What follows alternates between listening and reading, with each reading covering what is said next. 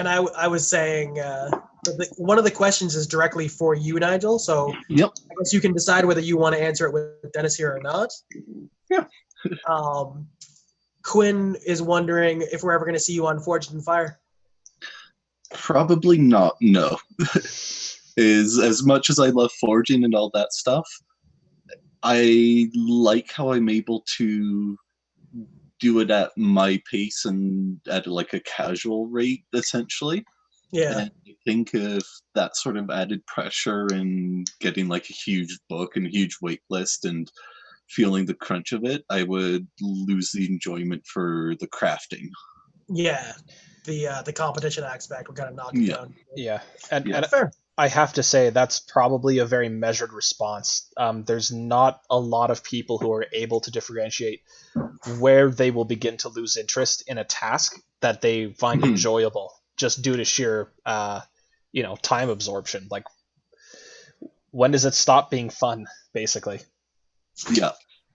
Yeah. You're saying for anyone out there that isn't aware, even though my YouTube or my Instagram handle is Nigel the Smith, it is an allusion to the fact that I am blacksmith and I do forge stuff. And I did actually grab a couple pieces here to show off just on that point of the question.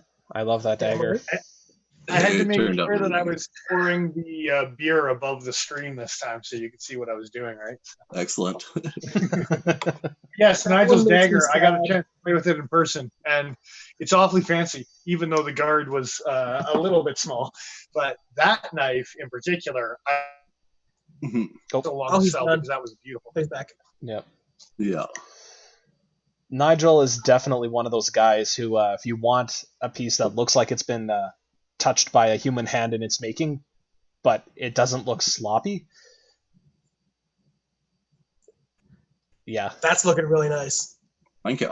And really nice. It's not something that's going to be absolutely evident in his work. Like, if you go out and you buy one of Nigel's knives, you're not going to see this, but when he's like, he and I work together in my garage, or at least we did before COVID was a thing.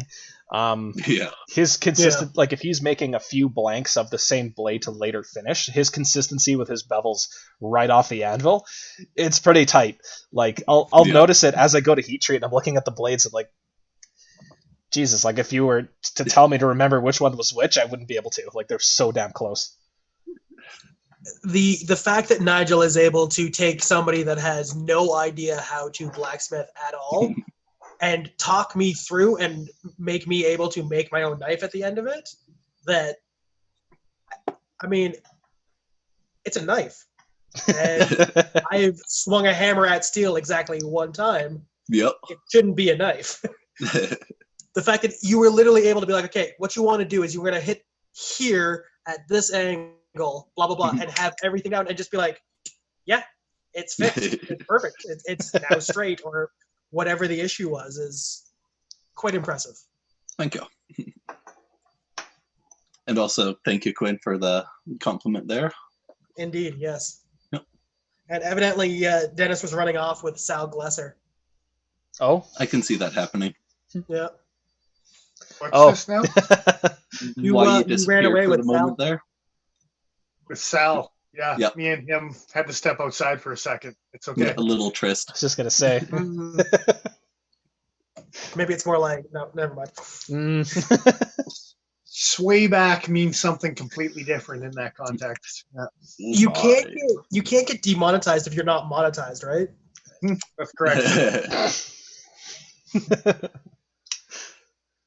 And we actually are to the last of the questions that we have prepared at the moment. Let's do it up. And this one's actually, it might surprise you. It might not. But Ahsoka Edge has a question for us. If you were stuck on a remote island and you only had one knife, what blade would you have? Ooh, on a remote island. Yeah. And I'm assuming this island is tropical and not tundra. I mean, I'm going to say yes, because that seems a lot more fun to survive on. Yeah. Who wants to start? Is this something out of our collection or just something. It doesn't say. It says what is the knife that you would pick. Fair. I'll go first, even if it is just a tropical island. I'm going to throw it out there because I know enough and I can do enough with it. Is going to be my Tom Brown tracker, and I know there's some controversy with that knife. But when it comes to using it as a hatchet, using it as a knife, using it for a cooking utensil, using it as a hunting implement, using it as a fire starting, that knife does cover all of your bases. Compared to like a Bravo, which might not be quite long enough, quite big enough to do some major splitting. You can do some skinning with that knife too, right? Like an ulu, man, like an ulu. Yeah, cut right through skin, right through meats, like right in. No, never mind. What's that thing? I'm saying it'll cut right through meat, no problem at all. Yeah, just right. That's the meaty parts. Yeah, for sure. Yeah, initial thought was like one of my Bark River vortexes or something like that, but on the aspect of it being the potential tropical island, I'm leaning something a little bit more machete-ish, like maybe something out of the Kershaw camp lineup. That's not a bad choice. Get that little bit more length for getting through the brush and the palm leash and stuff like that, but still a nice thickness for Would you go Camp 10 or Camp 18? I'm not sure. I thought about the Banshee, to tell you the truth. Yeah, that wouldn't be bad. Yeah, but like even the Camp 14, halfway in between, is not a bad option. Unfortunately, they discontinued the Camp line this year, so that's fun. Really? Yeah. Oh, that's a surprise. Except for the new Camp 5, that new bush knife with D2 is the only camp knife that still exists. Huh. If they don't re-release those knives with a different name and just be like, we wanted just to have a camp knife, I'm going to be upset. I'm going to be upset. I don't think it would be any surprise. I would prefer it in the A2 variant that Cold Steel keeps telling us they're going to make. But the Trailmaster in A2, so it's a little less likely to rust potentially over 01. Hold a little bit better edge. I think it's long enough that you can machete with it. It's short enough that you tied off a lanyard to the back end and push it up to your elbow. You could skin with it if you needed to. It's 5/16 of an inch thick. You're never going to break it. For similar reasons, Recon Scout. Yeah. I wish they don't make this in 3V, do they? I don't think they do. What world are you living in that they make that in 3V? Well, they're making other knives in 3V. I didn't actually check their catalog. Can I have a Trailmaster in 3V, please? I would buy one in 3V. Hell yeah.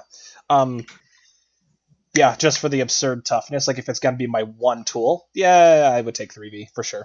But at this stock thickness, like Paul was saying, you don't have much to be worried about. That's it. And I will dive back to what Nigel said about the Vortex, where the Recon Scout might not be long enough in a jungle setting. You might get annoyed with jungle vines going through way quicker. And I'm not saying my Trailmaster or the Tom Brown tracker is much better, but at least they've got the weight and the thickness behind them to cleave through some stuff, even though they don't have length. Yeah. And with a couple of, like you were saying, the Camp series is not a bad. The Banshee, a machete option in the tropical aspect, where if it was like island in Canada, give me a Cold Steel shovel. Yeah, absolutely. Dig yourself a cave. All right. So we did get one last question. Do we want to do one last question and then head out for the night, or? Yeah, sure. We'll keep going. See what it does. Yeah. Okay. The question is, which knife has bitten you the worst? Has it cut you the worst? Yeah. All right. Well, we've dabbled on it several times in the Tom Brown, the new one. It took the cake there last year during camping, and that's probably the worst knife injury I've ever had. We've all had decent knife injuries. Maybe my big toe. I don't know. There's some good ones. I had a Chris Reeve Green Beret drop on my big toe, and I almost lost my big toe. That was a good one. There's several like close calls. I was a butcher by trade, so you can imagine there was some good ones. But most definitely. For me, it was probably a ZT 170. Was that the little boot knife dagger? No. The 170 was the drop, but I know it's the 120. I think. Yeah. Can you see me getting physically uncomfortable as you tell the story? Yeah, Yeah. I'm so uncomfortable. I feel it. Yeah, there was a. It's hard to see with the lighting, but scar right there. Went to pull it out to show off a customer one morning, and the butt of the knife hit the counter, and my hand kept going forward, and the knife didn't. And yeah, I essentially tried to sheath the dagger up into my arm. Tried. You succeeded a little bit. Not tried. That's what happened. I was about halfway in. Yeah. Oh, Jesus, man. Blood everywhere.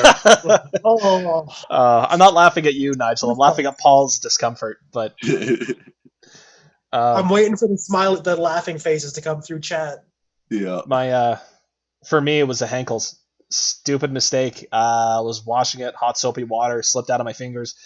The butt of the knife bounced off of the divider between the two portions of the sink. Landed right on my arm, and I don't think it's going to show up super well on camera. Oh, maybe it will. Yeah.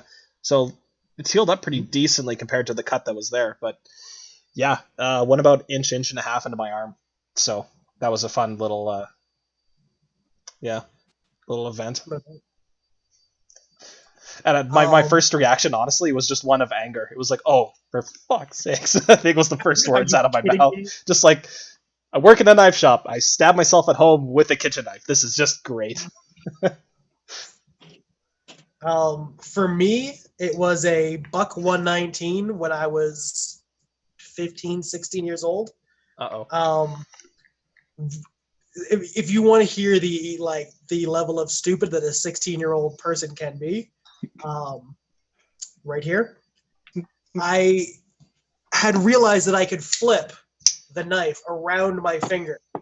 And so I would flip it and it would spin around my finger and I'd catch it in my hand. And I was doing that sitting on my bed, flipping it around my finger. And I flipped it one time just a little bit too hard. And it went flying up into the air. And my option was try and catch it or get out of the way. And getting out of the way meant it was going to land on my waterbed, flooding my second floor of my house, and obviously ending with my murder by my parents for spilling all that water in the house. So I caught it, and it landed flat on my palm and cut right to the bone. Fun. And obviously I couldn't explain to my parents why I had this cut. So I washed it, cleaned it out with peroxide and stuff like that, and I wrapped a bunch of Band-Aids around it and pretended like it didn't exist. And it healed surprisingly well, all things considered. It doesn't impede function or anything like that, but it was one that I definitely should have gotten stitches for. Lucky boy. Yeah. Oh, jeez. But yeah, that's kind of coming to the end of the questions here. Quinn is actually saying that somebody sold him a Contigo out of our shop that cut him to the bone. Contigo! Someone might have sold him. Yeah. I was going to assume it was you, to be honest, but I don't think Contigo did any more than slight bites. I don't think there's been anything major with the Contigo, but or the fixed blade for that matter, because I also own both. And the fixed bladed Contigo is a pretty fun one to play with as well, right? So gotta watch out for that axis lock. Yeah. They bite you in the palm of your hand and you close them. One of the things I'll actually dabble on here before we take off is I don't remember if it was last week or the week before that for the live podcast, but we were talking and there was a question about what we thought of Maximate. And one of my initial reaction is it's a flash in the pan steel and you'll see it flare up and you'll see it flare back down again, and we'll be on to something else. I had mentioned whatever M390 that's withstood the test of time and all of the other ones type of thing, right? But I will say with Maximate, I hope I'm wrong. I hope that there's one of these new steels that are coming out. I hope that there's one of them that just sticks around and sets that bar just ever higher instead of just spiking and then coming back down again and fading away type of thing. Because that's honestly what this industry needs. And I think we get stuck in the M390s, the S35s, the whatever, that we are always waiting for that next evolution of where are they going to set that bar. I still don't know if it's going to be Maximate or not, but I hope that one of these steels proves me wrong. I really do, right? So, what do you think, I think has we can the? Sorry, I think we all can agree with the fact that having some new steel in the market that we can play with, and hopefully is that new thing that gets our blood kind of pumping, is something that we all want. Whether it's Maximate or Rex 45 or whatever it ends up being. Well, and not just gets our blood pumping, but 10 years from now, we're still talking about it as something we can be proud of in our collection or whatever it is, right? Like it's, yeah. So 10 years from now, hopefully we can still call it a super steel. We'll see. Yeah. We'll have to see.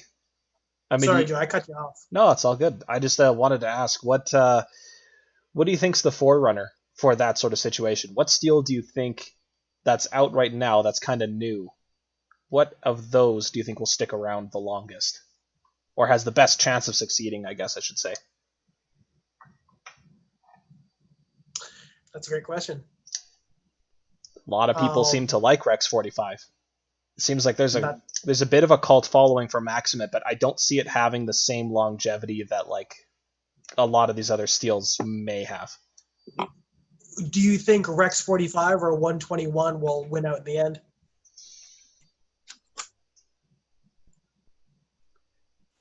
It's hard to say. I mean, ultimately, I think it comes down to popularity and sales numbers, really. For sure. Looking at a place like Blade Forums, I go there every once in a while, even so. It doesn't really give an accurate representation of how certain knives do on the market, even if they're inherently collectors' knives, because collectors are the guys who want that variation. People like us, we want that variation.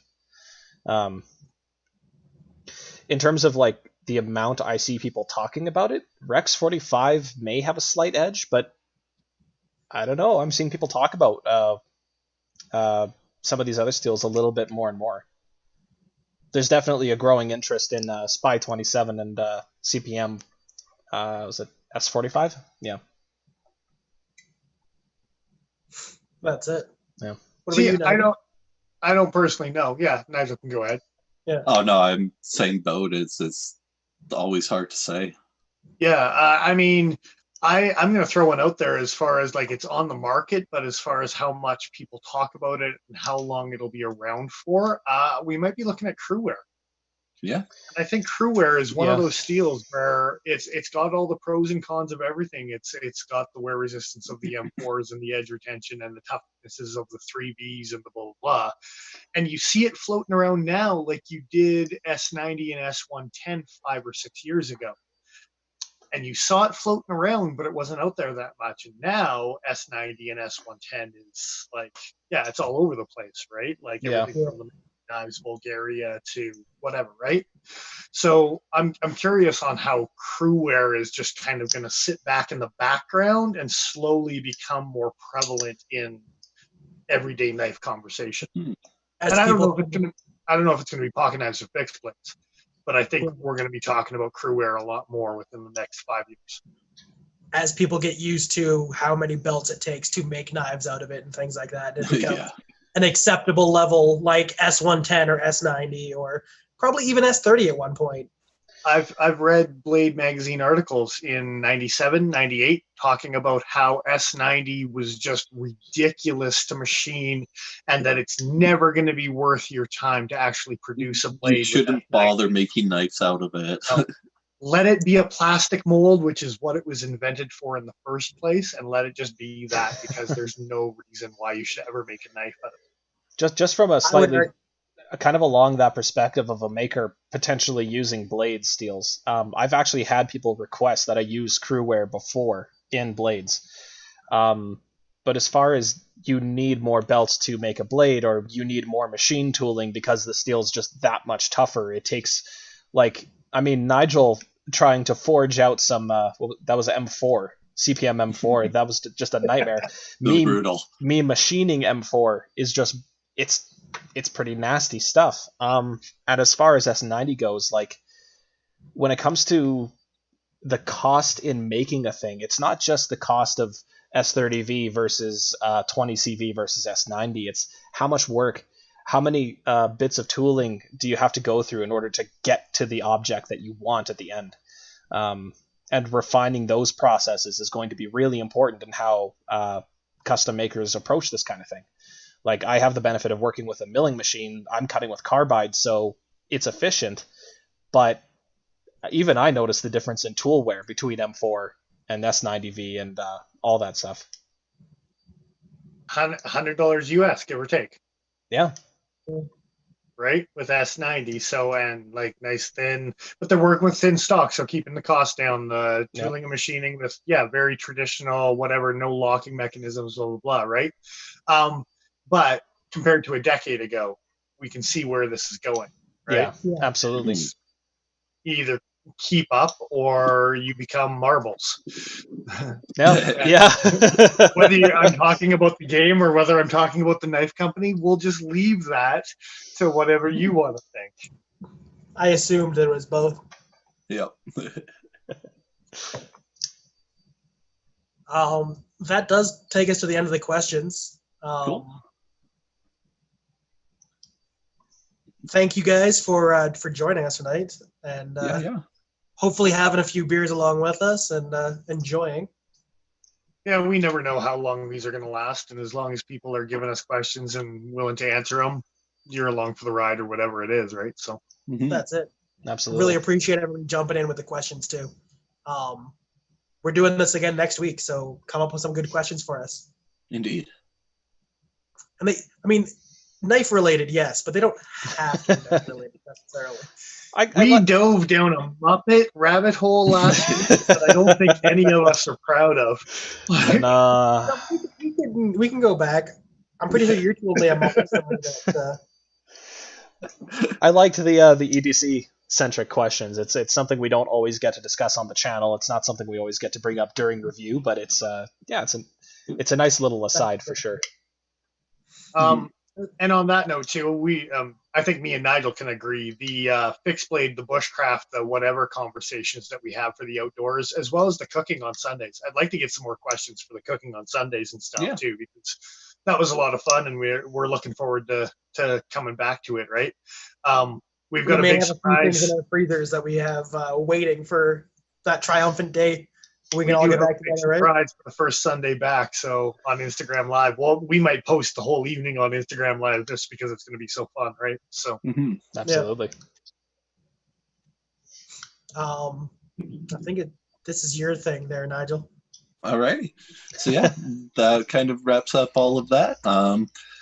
Once again, we will point out to make sure that you subscribe and click all those little notification bells and all that jazz so you can make sure you get the notifications for when we are going up live next time. Definitely. That all being that, this is Nigel the Smith signing off. Hang on. Let's thank some people here. Come on. As well as our Patreon. We got to thank the Cutting Edge for letting us do what we do. For sure, because we will have some knives here eventually. We had the SHOT Show knife that we got through them, and so on and so forth. We've got the Patreon, which we have been talking about a giveaway, and depending on how things are going, we might end up doing the giveaway through here instead of through our regular channel. But it's something that we're going to have to sit down and talk about, because we do have some super awesome things coming in for our Patreon giveaway. We are slowly creeping towards 500 on YouTube. Pretty exciting. We are slowly creeping towards 1,000 on Instagram too, which is also very exciting. nice. And we'll probably do some small giveaways for all of those things as well as the Patreon giveaway. That's going to be the big deal, and so on and so forth, right? But That's it. I think now you can sign off, and that being that, and all of the this being this. And I was going to say head on over to Instagram if you're not already following us, and follow that. I'm pretty sure everybody you can say that now. Everybody in our Instagram or in our YouTube chat, I'm pretty sure is from Instagram, and we appreciate you. Absolutely. Spread the word. coming on in and actually keeping us company while we ramble. That's it. Indeed. Bring some friends with you next week when you come by. Yep. All right, Nigel. So, is that then? I think think it's your that's turn. That being that, this is Nigel the Smith signing off. I am who I am. I'm Dennis Vipers. I am the Iron Joe. Exile.ca. We will catch you again next time.